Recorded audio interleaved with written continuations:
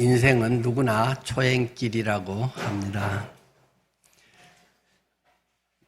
오래 산다고 세상살이가 또 쉬워지는 것만 같지도 않습니다. 누구나 그 나이에는 처음 그 시기를 지나는 것이고 또 시대가 많이 바뀌기도 하고 적응하는 것이 예전보다도 힘들기도 합니다.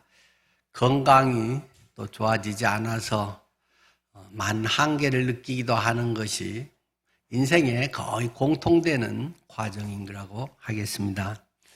그러나 그 초행길에 내가 혼자 가는 것이 아니라 누군가 동행한다면, 잘 아는 사람이 인도해 준다면 우리의 삶은 훨씬 안정될 것입니다. 그러나 그분이 길을 알 뿐만 아니라 능력이 되고 참으로 나를 사랑하고 나의 모든 문제를 아시고 속속들이 해결해 줄 수 있는 분이시라면 얼마나 값진 우리의 인생의 여정이 되겠습니까? 오늘 우리는 이 10장 사도행전 1절부터 33절 말씀을 통해서 고넬료와 베드로의 만남 사건 속에 하나님께서는 오늘 우리에게 어떻게 말씀하시는가, 어떻게 인도하시는가, 나의 삶에서는 어떻게 하나님의 인도함을 경험하며 살 수 있는가 하는 것을 우리가 잘 배울 수 있는 아주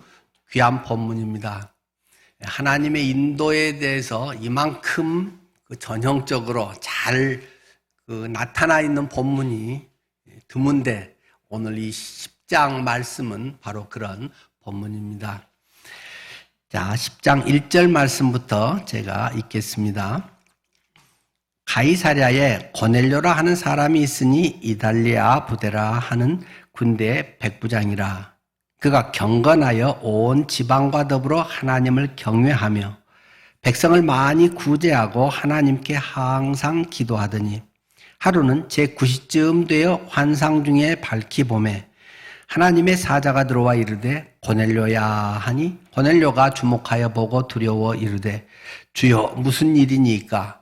천사가 이르되 내 기도와 구제가 하나님 앞에 상달되어 기억하신 바가 되었으니 내가 지금 사람들을 욥바에 보내어 베드로라 하는 시몬을 청하라. 그는 무두장이 시몬의 집에 유숙하니 그 집은 해변에 있다 하더라. 마침 말하던 천사가 떠나매 고넬료가 집안 하인 둘과 부하 가운데 경건한 사람 하나를 불러 이 일을 다 이루고 욥바로 보내니라. 이튿날 그들이 길을 가다가 그 성에 가까이 갔을 그때 베드로가 기도하려고 지붕에 올라가니 그 시각은 제6시더라. 그가 시장하여 먹고자 하매 사람들이 준비할 때 황홀한 중에 하늘이 열리며 한 그릇이 내려오는 것을 보니 큰 보자기 같고 내 귀를 메어 땅에 들이웠더라. 그 안에는 땅에 있는 각종 네 발 가진 짐승과 기는 것과 공중에 나는 것들이 있더라. 또 소리가 있으되 베드로야 일어나 잡아먹어라 하거늘 베드로가 이르되 주여 그럴 수 없나이다. 속되고 깨끗하지 아니한 것을 내가 결코 먹지 아니하였나이다 한데 또 두 번째 소리가 있으되 하나님께서 깨끗하게 하신 것을 내가 속되다 하지 말라 하더라. 이런 일이 3번 있은 후 그 그릇이 곧 하늘로 올려져 가니라.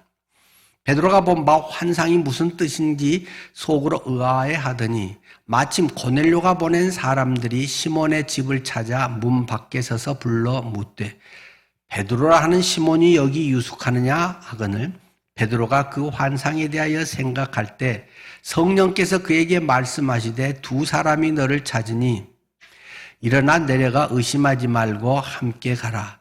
내가 그들을 보내었느니라 하시니 베드로가 내려가 그 사람들을 보고 이르되 내가 곧 너희가 찾는 사람인데 너희가 무슨 일로 왔느냐? 그들이 대답하되 백부장 고넬료는 의인이요 하나님을 경외하는 사람이라. 유대 온 족속이 칭찬하더니 그가 거룩한 천사의 지시를 받아 당신을 그 집으로 청하여 말을 들으려 하느니라 한데 베드로가 불러들여 유숙하게 하니라.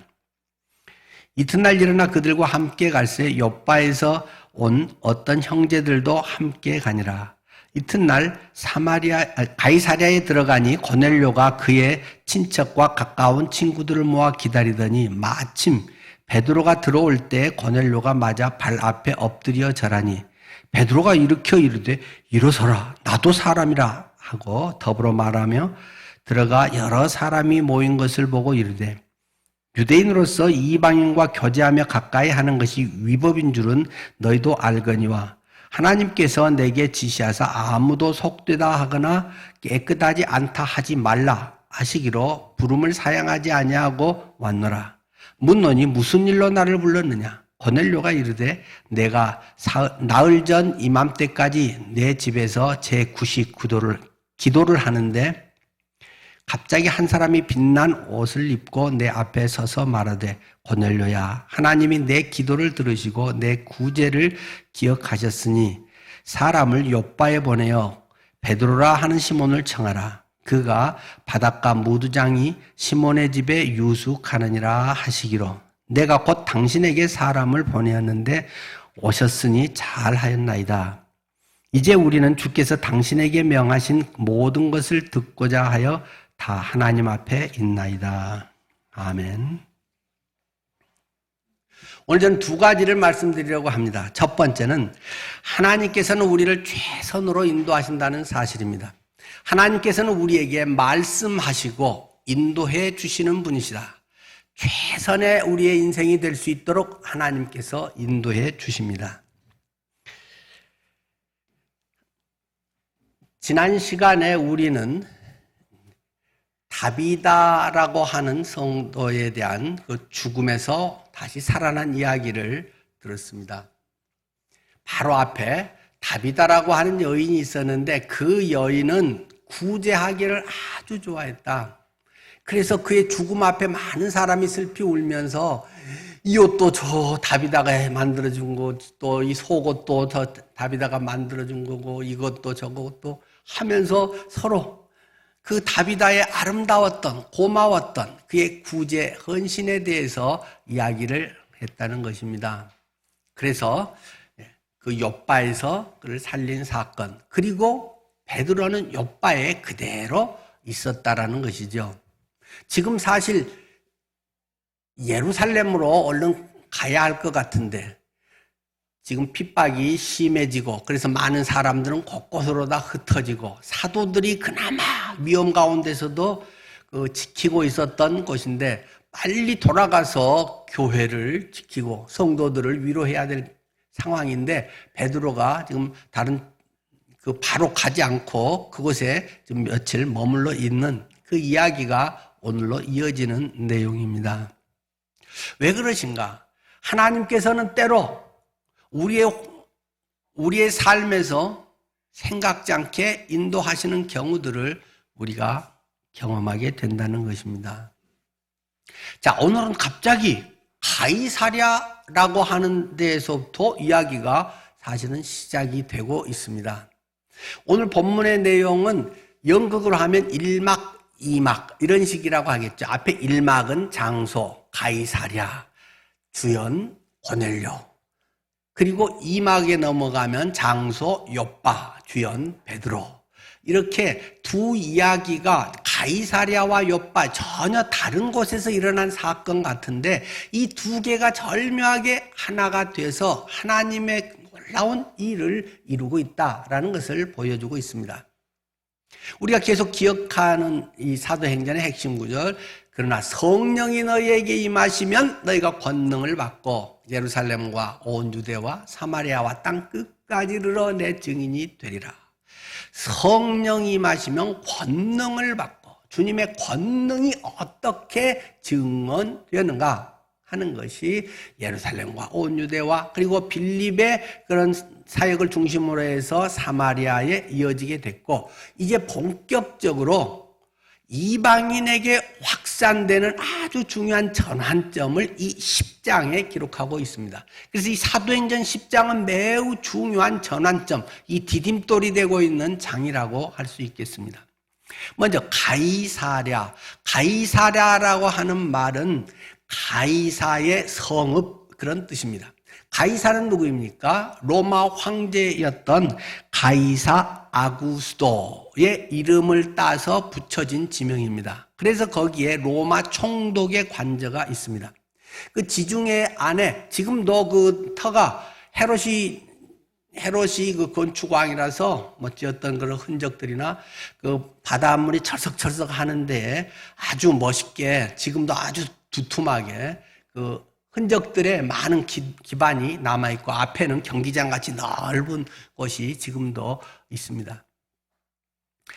그래서 로마 총독을 호위하고 그 질서 유지를 위한 그러한 이 로마 군대가 거의 주둔을 하면서 그 식민지를 다스렸는데 그 중에 백부장 한 100명의 그 부하 직원을 거느리고 있는 고넬료라고 하는 사람이 있었다라는 것입니다.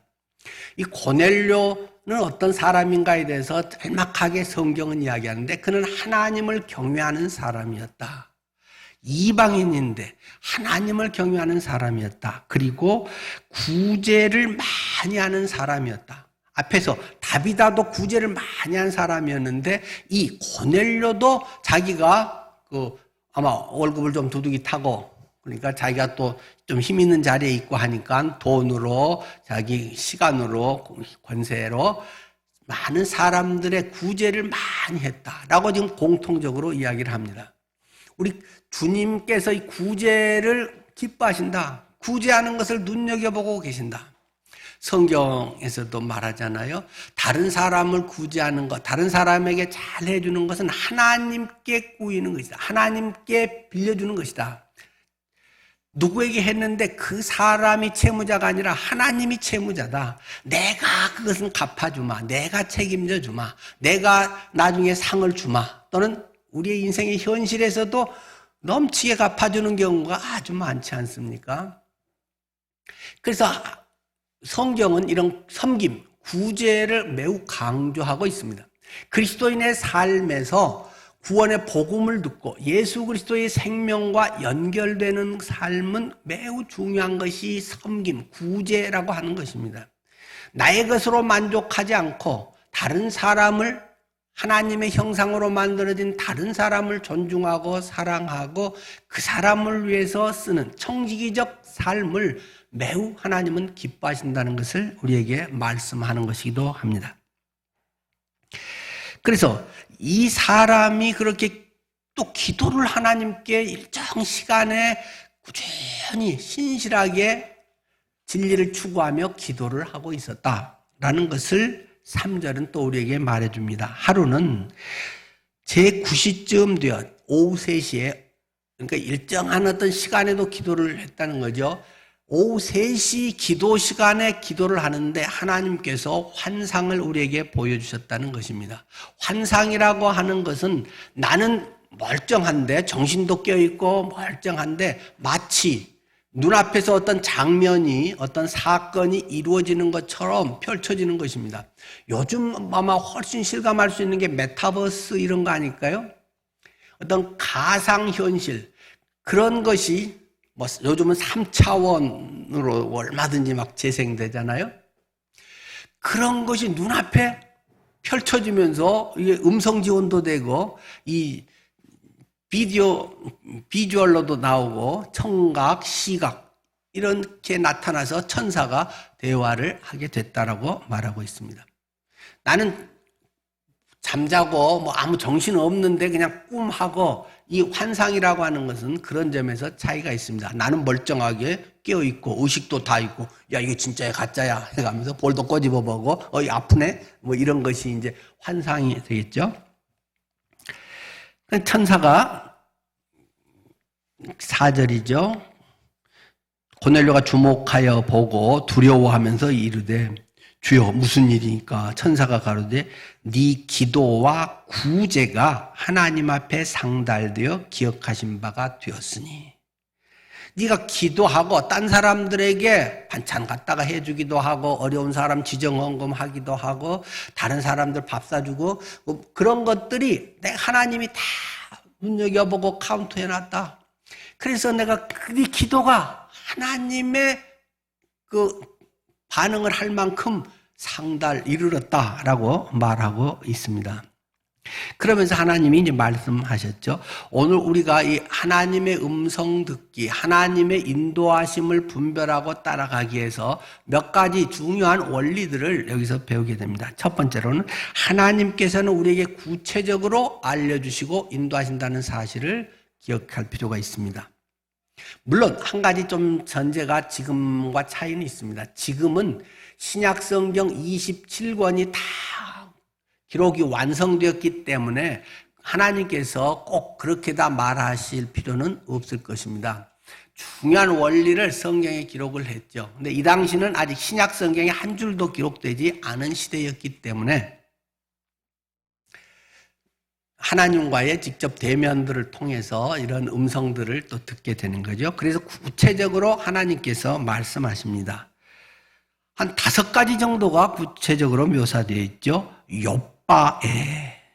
욥바에 사람을 보내라. 베드로가 다비다를 고치고 욥바에 그대로 지금 머물러 있다는 것입니다.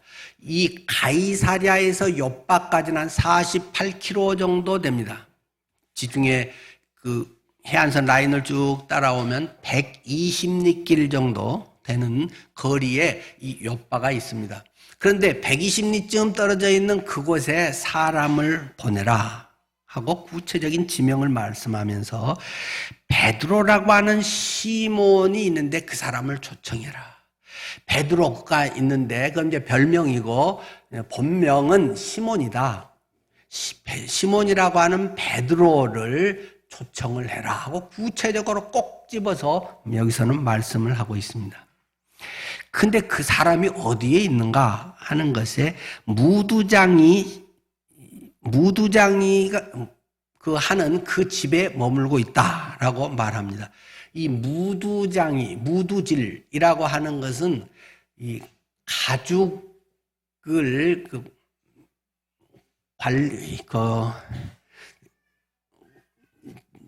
예를 들어서 이제 소나 양을 잡으면 털 같은 게 많이 있잖아요. 그러면 그것을 그대로 뭐 옷을 만든다거나 신을 만들거나 그럴 수는 없죠.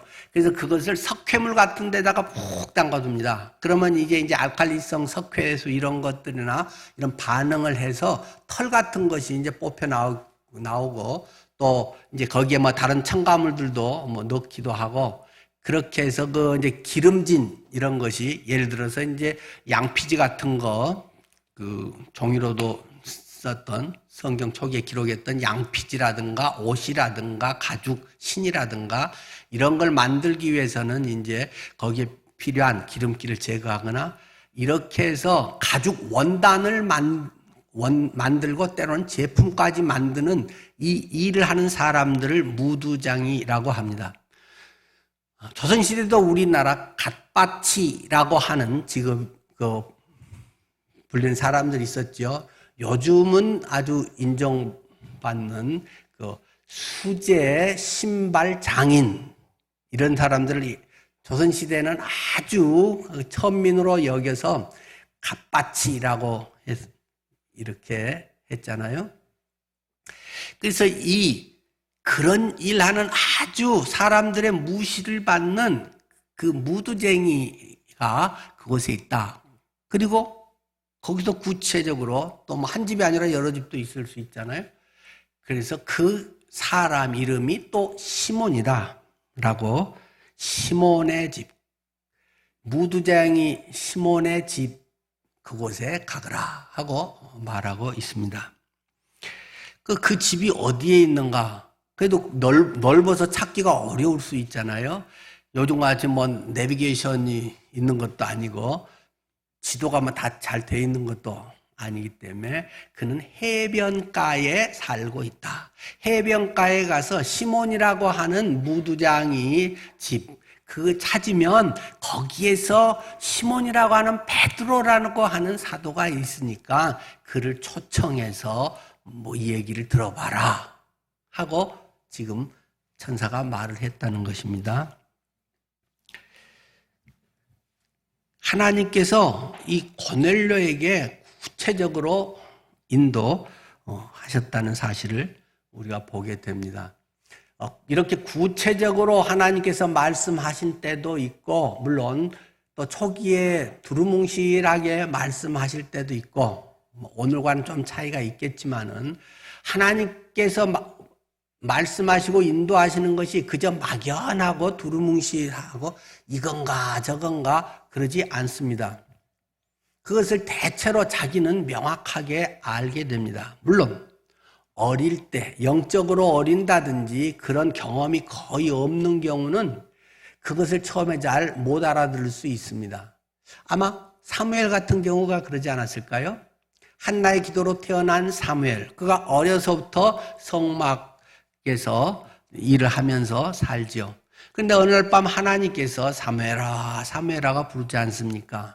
그러니까 사무엘이 엘리 제사장이 부르나 보다 하고, 제사장님 부르셨습니까? 안 불렀는데 너 왜 자다가 갑자기 일어나서 그러니? 자거라. 자는데 또 사무엘아 소리가 나니까, 부르셨습니까? 안 불렀다니까 가서 잠이나 푹 자라. 그런데 또 세 번째 누웠는데 사무엘아 부르지 않습니까? 그때 엘리 자신도 영적으로 좀 무딘 사람이기 때문에 별로 그냥 직분은 목사지만 제사장이지만 별로 제사장답지 않은 그런 삶을 살고 있었기 때문에 그 자녀들의 문제나 여러 가지 이제 나오잖아요. 처음에 소명받고 갈 때는 하나님의 음성을 잘 듣고 헌신하고 민감했는데, 초기에는 주님과의 이런 교통이 잘 됐는데, 오래될수록 그냥 신앙의 타성에 젖어버리고 습관적으로 신앙생활하고 그런 거지 이렇게 되다 보니까 연륜은 많아지는데 오히려 하나님과 교통이 없고 아주 무디어진 세상 사람같이 되어버린 것이 엘리의 모습이란 말입니다. 그러나 옛날에 들었던 한 가닥은 있어서, 아하, 옛날에 하나님이 나한테도 말씀하신 적이 있긴 있었지. 그거 내가 부른 게 아니라 하나님이 너를 부르시는 거구나. 다시 또 그 소리가 들리면 제가 여기 있습니다 하고 말씀해 하십시오. 이렇게 대답해라 하고 이제 가르쳐 주지 않습니까? 그러니까 어린 사무엘에게 하나님이 부르실 때 그런 것이 워낙 없었기 때문에, 하나님의 음성을 들은 건 없고 세상의 지식과 종교적 지식과 일반 사람들의 자리야 간증이나 좀 들었지, 직접 하나님과 나의 1대1의 대면이 별로 없었던 경우는 그런 점에 대해서 아주 무디다는 것입니다. 그럴 때는 이제 처음에 잘 모를 수가 있고, 2번, 3번 하나님이 부르고 이제 무슨 사건이 일어나고 이래야 알 때가 있죠. 그러나 많은 경우 진실로 주님을 사모하고 찾고 경건하게 꾸준히 기도하는 이 고넬료는 비록 출신이 이방인이었지만 하나님께서 그를 딱 부를 때 구체적으로 이렇게 부르고 계신다는 것입니다. 또 2번째는 하나님께서 부르실 때 시간적으로도 좀 적절하게, 이런 환경적으로도 아주 잘 맞아 들어가는 것을 경험할 수도 있다는 것입니다. 물론 이야기할 때마다 제가 자꾸 혼동을 피하기 위해서 요나 마침 다시스로 가는 배를 만나고 순풍을 만나고 해서 환경이 잘 되니까 얼씨구나 하나님 인도구나 했는데 정반대였다. 왜? 이미 하나님은 니느웨로 가라고 선언을 했는데 모르는 상태에서 된 게 아니라 가라고 했는데 안 가려고 핑계거리 찾고 있는 참에 얼씨구나 하고 갔던 거니까 지도 안다는 말입니다. 그러나 우리가 진실하게 하나님의 뜻을 구할 때 많은 경우 환경을 통해서 하나님께서는 인도하신다는 것입니다. 시간도 얼마나 이렇게 딱 맞는지요. 9절 말씀, 이튿날 그들이 이제 고넬료가 보낸 사람들이 갔는데 이제 요빠 성에 가까이 다 왔다는 것입니다. 그때 한편 베드로는 기도를 하려고 이 무두쟁이 시몬의 집 옥상에 올라가서 낮 12시 기도를 막 하고 있었다는 것입니다. 기도하려고 지붕에 올라갔던 시간이 제6시더라. 기도를 한참 하는데 배에서 꼬르륵 꼬르륵 소리가 나고 배가 고프다는 것입니다. 이제 시장기가 막 돌지요. 10절, 시장하여 먹고자 하매. 냄새가 나기는 하는데, 밥때가 아직 멀었나? 배고프네. 빨리 밥 먹고 싶다. 그런 생각을 이제 지금 하고 있다는 거죠. 그러던 때에 고넬료가 보낸 사람들이 성에 가까이 지금 딱 와서 이 시간이 점차 딱 연결되는 그런 타임이었다라고 성경은 지금 말하고 있습니다. 우리가 하나님의 뜻을 이루려고 할 때 하나님께서는 시간적으로도 참 절묘하게 인도하시는 걸 많이 경험하게 되지 않습니까? 그 일이 만약에 일주일 늦게 일어났다면 나하고 아무 일 없이 그냥 내가 다른 인생을 살았을 수도 있는데, 어떤 그 사건이 바로 내 눈앞에서 일어난 것이 내 인생의 새로운 도전이 될 수도 있겠죠. 내가 성수대교를 막 지났는데 5분 후에 성수대교가 무너져 내렸다. 내 인생에 그 충격적인, 와, 5분만 내가 늦게 갔으면, 이런 것에 우리 새롭게 똑같은 시간인데 새롭게 느껴지는 경우들이 있겠죠. 시간이나 환경적으로나 하나님께서 그렇게 인도하시는 부분들이 있다는 것입니다. 그래서 하나님의 때, 하나님의 시간에, 코스모스의 그 하나님의 시간 인도하심에 민감해야 됩니다. 영적인 사람은 뭐 아무 때나 하면 되지, 뭐 그까짓 거 왜 자꾸 뭐 지금 해야 돼? 하면서 게으름을 자꾸 피울 수도 있겠죠. 하나님이 뭔가 이렇게 하라고 했을 때 탁 놓치는 때가 있겠죠. 제가 그래서 가끔 생각하는데, 제가 병원 사역을 도와서 할 때도, 근데 제가 제일 중환자들 그 담당을 했는데, 다들 그곳에는 이제 격리병동이고 다들 안 하려고 많이 하니까 이제 저한테 맡겨줘서 제가 이제 그것을 여러 해를 했죠. 근데 아침에 출근해서 이제 쭉 환자 리스트를 뽑고, 그래서 이따가, 오늘 이분들 만나야지. 근데 뭐 좀 행정적으로 할 일들이 좀 있고 해서 이거 오전에 마치고 오후에 이제 병실을 라운딩을 해야지. 딱이 또 오후에 갔더니 30분 전에 돌아가셔 버렸네요. 내가 처음에 컴퓨터 리스트 뽑고 처음에 오늘 이분들 가야지 하고 할 때, 그때 갔으면 마지막 임종도 지키면서 기도하면서 또 구원의 확신도 더 갖게 하고 할 텐데, 오늘 하나님이 이분을 뵈면 좋겠다는 마음이 참 강하게 왔는데 이따 점심 먹고 오후에 가야지. 그 30분 전에 떠나버린 그런 경험이 제게 있어서 제 마음에 뭔가 강하게 올 때는 나는 이유를 모르지만 미루지 말아야지. 이제 그런 것이 하나의 좀 습관이 되기도 했습니다. 하여간 하나님께서 인도하시는 것에서 그런 시간, 하나님의 때가 참에 예수 그리스도를 보내듯이 그런 하나님의 섭리가 있고 그런 것이 중요합니다. 그래서 자꾸 미루는 이런 습관을 우리는 좀 이제 고치는 게 필요하겠죠. 또 세 번째는 하나님께서는 자연스러운 우리 인간적인 삶에 또 이런 필요, 욕구, 일상적인 것을 통해서 가장 실제적으로 또 말씀하시고 인도하신다는 것도 기억해야 됩니다. 아까 읽었던 10절에 시장하여 먹고자 하며 배가 고팠다는 것입니다. 기도를 막 하고 집중하면 배가 안 고픈가요? 그럴 때 분명히 있습니다. 막 너무 좋고 막 그 어디나 하늘나라 같은 때도 분명히 있습니다. 그러나 대부분의 많은 경우는 기도하고 나면 목이 쉬기도 하고 탈진이 되기도 하고 피곤하고 끝나고 나면 정신이 없을 때도 있고 집중해서 뭐 몇 시간 기도하면 그러더라고요. 주님의 일을 한다고 막 열심히 설교를 하면 안 피곤할까요?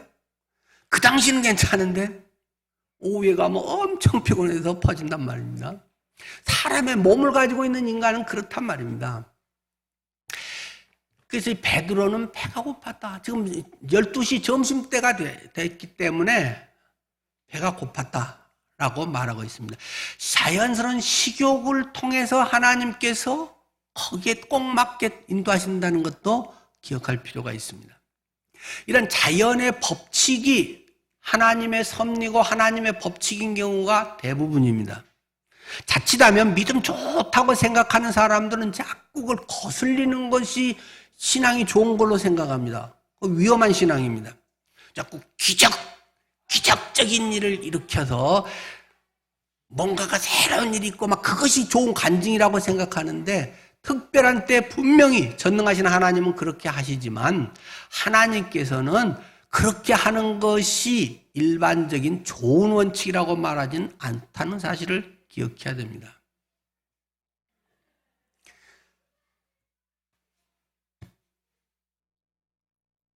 우리가 몇 끼를 잘 먹었다고 막 충만했다고 해서 뭐 뷔페를 잘 먹으니까 뭐 한 달을 굶어도 된다거나, 우리의 몸의 구조는 그렇지가 않습니다. 예수님은 맨날 갈릴리를 물 위로 걸어 다니셨을까요? 성경에는 한 번밖에 기록이 없습니다. 예수님은 맨날 물을 포도주로 항상 만들어가지고 생각나면 항상 포도주 마셨을까요? 포도주 사다가 만찬하고 담궈놓은 것 같고 만찬했지, 만찬의 최후의 순간에도 물 가져와라, 변할지어다 포도주 해가지고 마셔라, 그렇게 하지도 않으셨습니다. 자연의 법칙이 하나님의 법칙이다라는 기본적인 생각을 할 필요가 있습니다. 천지만물 자연을 만드신 분이 하나님이십니다. 그래서 이게 질서 있게 운영될 수 있도록 하나님은 하나님의 자연의 법칙 섭리를 주셨습니다. 만약에 이 우주가 각자 행성들이 궤도를 따라서 돌아야지, 기분 좋은 대로 막 빨리 돌다 늦게 돌다 막 앞뒤로 돌다가 그 뭐 궤도를 이탈해서 돌고 하면 우주는 깨지고 난리가 납니다. 하나님은 한결같이 1년에 변함없이 궤도를 돌게 하듯이 천지를 만드신 하나님은 우리 인생의 법칙에서도 거의 대부분은 일상적인, 지극히 일반적 정상적인 그런 상황으로 인도하신다는 사실을 기억해야 됩니다. 지금 여기 배고픈간 하나님이 딱 거기에 맞는 것으로 말씀을 하십니다. 뭐가 내려왔습니까? 위에서 큰 그릇이 내려왔는데 이게 보자기 양 4군데 끈이 묶여 있는데 하늘에서 쫙 내려왔다는 것입니다. 거기에 보니까 온갖 동물들 먹을 것들이, 음식이 있는 거죠. 하나님이 그때 시장하고 있는데 딱 내려온 것이 총회장 임명장, 이런 게 오면 이게 뭐 어울리겠습니까? 이게 지금 배고파 죽겠다는데, 시장하다는데, 내가 하나님 지금 먹고 사는 것 자체가 내가 너무 긴박하다는데 명예욕을 채워주마. 하나님은 그렇지 않고 가장 자연스럽게, 가장 거기에 적절하게 인도하십니다. 배고프니까 먹을 거? 그래. 근데 배고프니까 먹고 싶은데, 이거 뭐야? 이건 못 먹는 거잖아. 거기에 봤더니 제가 좋아하는 것들만 많이 드리는 것 같아요. 뭐 돼지고기, 뭐 그 민물장어, 문어, 뭐 이런 거가 막 들어있다는 말입니다.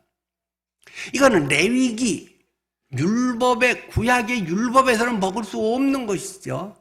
먹을 수 있는 것이 무엇입니까?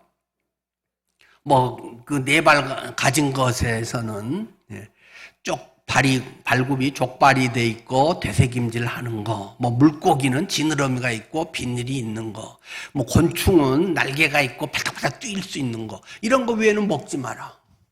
물론 그것에는 그 위생적인 부분도 없고 더운 지역이기 때문에 또 빨리 뭐 돼지고기가 쉰다든지 뭐 이런 게, 그런 부분도 좀 있겠죠. 또는 종교적인, 또 전통적인 그런 의식의 여러 부분들이 함축돼 있다고 하겠죠.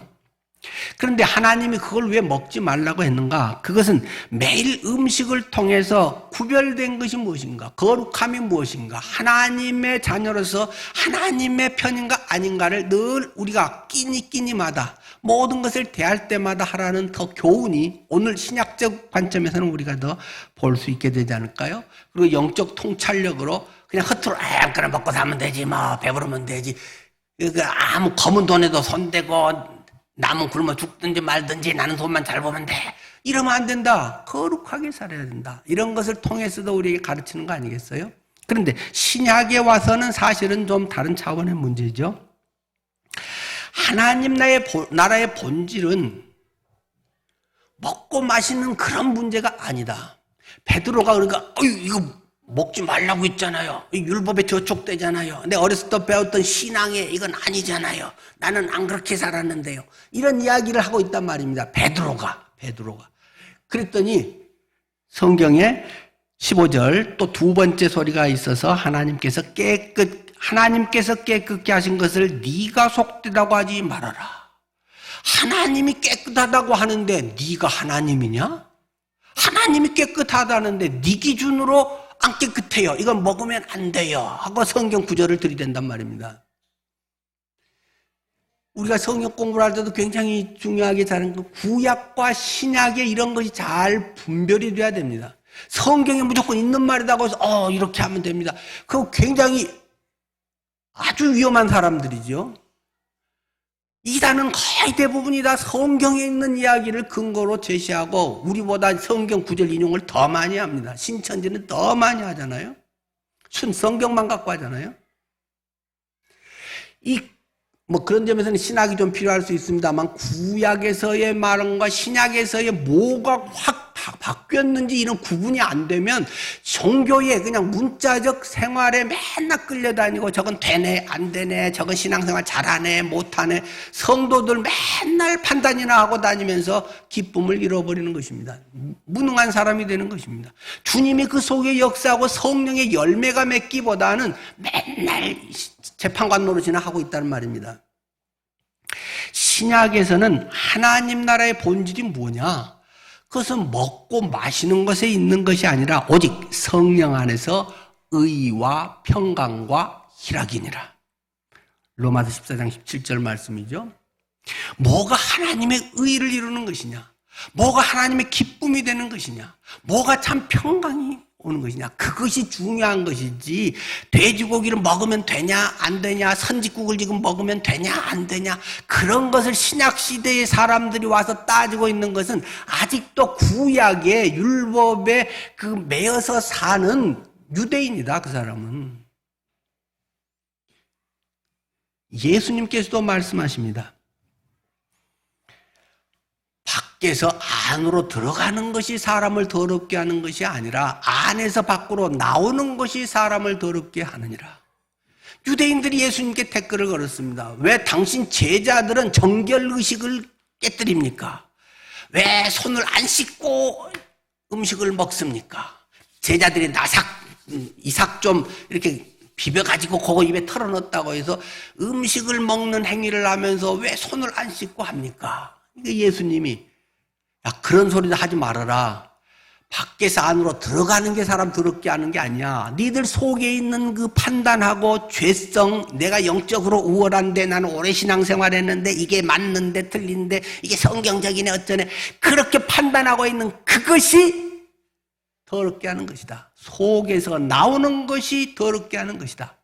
이 신약의 관점과 이것을 바로 알지 못하면 예수 잘 믿는다고 하는 것이 예수쟁이 때려 죽이는 구원받기 전에 사울 같은 사람이 되어버린다는 것입니다. 자, 그렇게 그리고 또 하나님께서는 우리에게 늘 일깨워 주시는 하나님이시다. 우리가 한 번에 또 어떻게 다 알겠습니까? 처음에는 실수도 하고 모르기도 하는데 하나님이 자꾸 일깨워 줍니다. 하나님, 내가 깨끗게 한다는 거 네가 나보다 어떻게 잘하냐? 내가 괜찮다는데 괜찮은 거야. 그렇게 하나님은 자꾸 우리에게 말해주는 것입니다. 자꾸 설교를 들으면서, 자꾸 성경을 읽으면서 나의 고정관념을 자꾸 깨뜨리고, 기존에 내가 옛날에 배웠던 그런 것들이 말씀은 똑같지만 믿음의 분량에 따라서, 이해하는 정도에 따라서 그것을 내가 소화해내고 아는 것이 틀리다는 것입니다. 자꾸 그렇지 않는 사람들은 옛날에 가졌던 철저한 그런 기준, 그것이 바른 신앙이고 고든 신앙이고 지조 절제가 있고 주님 앞에서 뭐 잘했다 하는 것처럼 착각하는 그런 경우를 깨야 한다는 것입니다. 하나님이 뭘 지금 원하냐? 성령이 내 안에 계셔서 성령이 기뻐하시냐? 내가 이렇게 말함으로 저 사람들이 기뻐하는 거냐? 회개하고 주님 앞에 바로 설 수 있는 것이냐? 이런 것들이 의와 평강과 희락이 하나님 나라에 관심이고 초점이 있는 것이지, 뭘 먹고 마시고 뭐 이거 순댓국 먹으면 되고 안 되고 이런 거 따질 필요가 없는 거다. 모든 거 먹고 잘 소화시키면 되는 거다. 하나님이 주신 것은 못 먹을 거 하나도 없다. 뭐 고린도 교회에 그렇잖아요. 다만 아무 문제가 없지만 그걸 보고 새신자나 너무 뭐 모르는 사람들이 오해해서 덕이 안 된다면 그거 뭐 안 먹으면 되지. 그까짓 거 뭐 다른 사람이 네 혼자 있을 때는 많이 먹고 식구들끼리 이해하는 사람이 있을 때는 마음껏 먹어도 아무 상관없지만, 새신자가 목사님이 저런 것도 먹나 뭐 이렇게 지켜보면서 실족할 것 같으면 에이 순댓국 평생 안 먹어. 안 먹으면 되지. 그까짓 거. 이거의 성경적 원리다 그런 말입니다. 순댓국 뭐 하여튼 선짓국 뭐 제사 음식 여러 가지도 다 고린도 교회에 구체적으로 다 말했으니까 여러분들께서 보시기 바랍니다. 그나마 핏째 먹지는 말고 뭐 이제 이런 것도 뒤에는 조금 그 나중에 15장 사도행전 15장에 이제 구체적으로 4가지, 그러나 이거는 좀 금하면 좋겠다. 이거 한다고 해서 뭐 구원이 없어지거나 죄 짓는 건 아니지만 딴 사람이 오해할 가능성이 많은, 이거는 그래도 성숙한 너희가 좀 절제를 하는 게 서로 유익이 아니겠냐 하면서 이제 예루살렘 회의에 이야기하지 않습니까? 자, 우리가 이런 말씀들을 통해서 하나님의 인도가 그저 막연한 이야기가 아니고 사실은 주님 앞에 진지하게 하면 여러 가지를 통해서 확증할 수 있게 됩니다. 그런데 금방 잘 모를 때는 어떻게 해야 되겠습니까? 그럴 때는 전에도 설교했듯이 조급하지 말고 좀 기다릴 필요가 있습니다. 그리고 퍼즐 한두 개만이 아니라 기다리면 하나님의 전체 퍼즐을 맞추어 가시는 것을 보게 됩니다. 고넬료에게만 있었던 그게 맞냐 틀리냐 밤낮 하는 게 아니라, 보내라 그러면 보내서 베드로가 그런데 기도하고 있는데 이러네? 나중에 맞춰보니까 이야 절묘하게 하나님 인도하셨네 하는 걸 알잖아요. 근데 자칫하면 나이 들면 이런 또 뭐 젊은 사람은 더 그러겠죠. 조급해지는 성향이 또 많이 있는 것 같아요. 요즘 같은 때. 지금 안 하면 막 안 될 것 같던, 지금 이거를 해야 되고, 뭐 지금 안 사면 평생 깡통 찰 것 같고, 지금 하면 뭐가 떼돈이 되고 뭐 올라갈 것 같고, 그럴 때일수록 할 수 있는 대로 안 하는 것이, 느긋하게 할 수 있어도 놓을 수 있는 것이 더 좋은 경향인 것 같아요. 하나님이 진짜로 이제 절박하게 할 때는 좀 다르게 있지만요. 제가 요새 드라마 가끔 재방송으로 우리들의 블루스라고 하는 거를 보시는 분이 여러분 있으시군요. 우리들의 블루스. 노희경 작가가 잔잔하게 삶의 여러 가지를 잘 하더만요. 근데 한지민이 해녀로 나오지 않습니까? 몇 해 전인가 뭐 되게 왕삼촌한테 엄청 혼나는 얘기가 나왔는데요.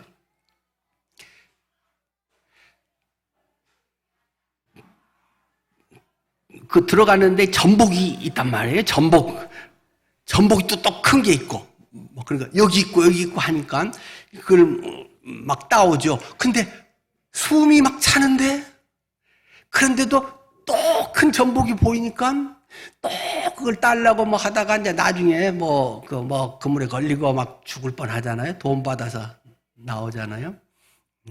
하여튼 뭐 해녀에도 상군, 중군, 하군 세 그룹이 있어서 뭐 젊은 사람들은 이제 또 깊이 들어가고 숨 오래 참고 하지만 아무리 숨 오래 참는다고 해도 뭐 5분 이상을 참겠습니까? 절대 바다 속에 들어가서 해녀가 욕심내면 안 된다. 눈에 보인다고 해서 그거를 꼭 거머쥐려고 하면 안 된다. 숨이 웬만큼 차려고 하면 뻔히 보여도 놓고 올라올 줄 알아야 된다. 뭐 그것을 아주 강조하잖아요. 인생에 마찬가지 아닐까요? 내가 조금만 하면 저거 거머쥐는데 이것만 하면 따는데 이걸 꼭 해야 되는데 그것이 정말 하나님의 복음과 순교적 사명이라면 그렇게 해야겠지만 그렇지 않다면 나의 자랑과 이렇게 내가 많이 땄어요, 뭐 큰 걸 땄어요, 뭐 보이고 자랑하기 위해서라면 안 따고 얼른 올라오는 게 좋은 것이다. 바닷가 사람들이 늘 하는 말, 오늘 못 잡으면 내일 잡으면 되지요. 뭐 거의 바닷가 사람들 그것도 저는 잘 보는데 바닷가의 선장들이나 오늘은 별로 물때가 그러네요. 바람이 불어서 그러네요. 오늘 못 잡으면 다음에 잡으면 되죠. 그런데 너무 열심인 사람들은 너무 또 이 자기 개발에 확실한 사람들은 죽어도 달성한다. 내 자존심을 걸고 이걸 한다. 이러다가 인생 망치는 경우가 많다는 것입니다. 더군다나 나이 들어갈수록 왕년 생각하고 옛날에는 뭐 이까짓 것 했는데 그러다가 허리 부러지고 평생 큰 어려움 당하는 게 많잖아요. 나이가 들어갈수록 놀 줄 알아야 되고 안 하고도 평안을 즐길 줄 알아야 되고 그 속에서 주님의 도우심을 경험할 줄 아는 게 신앙의 성숙이지 당장에 뭘 해서 보여주려고 하는 것은 하수라 이겁니다. 젊었을 때 초기 때는 뭐 그럴 수 있지 모르지만 하나님의 인도하심에 하나님이 이끌어가는 것이 무엇인가를 보고 거기에 동참을 해야지, 거기에 승선을 해야지, 나의 생각, 어렸을 때 뭐 나의 신앙의 틀, 요것을 붙들고 있는 게 믿음의 지조를 지켰으니 아니라 이겁니다. 내 안에 성령이 임재하시는가? 성령이 너희에게 임하시면 너희가 권능을 받고, 성령이 임하심도 없고 권능도 없는데 의지만 갖고 신앙을 했다. 그런 것은 자기 개발이다 이겁니다. 내 안에 정말 성령의 음성이 들립니까? 주님의 인도하심이 이렇게 경험되고 있습니까? 하나님은 절대 타임을 놓치지 않기 때문에 조급할 때는 오히려 안 해도 돼 이럴 정도로 내려놓을 수 있는 마음의 여유와 하나님 내가 안 하려고 해도 꼭 필요하면 하나님이 하게 만들어 버리겠죠. 맡기는 믿음의 태도가 필요합니다. 그리고 하나, 이러한 것에 순종이 결실을 거두게 한다는 것입니다. 고넬료가 그걸 듣고 와 그렇구나, 베드로가 거기 있구나. 그러고 가만히 있으면 뭐 하겠습니까? 하나님이 베드로야 네가 가서 뭐 해라. 사람이 왔는데도 베드로가 이게 뭐야 어떻게 된 거야. 베드로도 지금 잘 모르겠는데 사람을 보내니까 이게 맞아 들어가네 하고 아는 것입니다. 순종 없는 하나님의 인도하심, 하나님의 음성 듣기, 이거는 그냥 꽝이라는 것입니다. 그냥 원위치입니다. 호기심 충동이고 이런 것도 있네? 그냥 그것뿐이고 아무 삶의 변화가 없습니다. 근데 순종하면 사람들을 보냈더니 베드로도 나도 기도하고 있었네.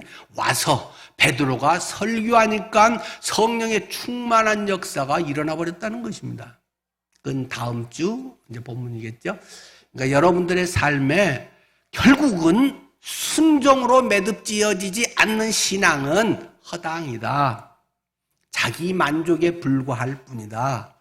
라는 것을 기억하면서 순종의 삶이 이루어지기를 축원합니다. 기도하겠습니다.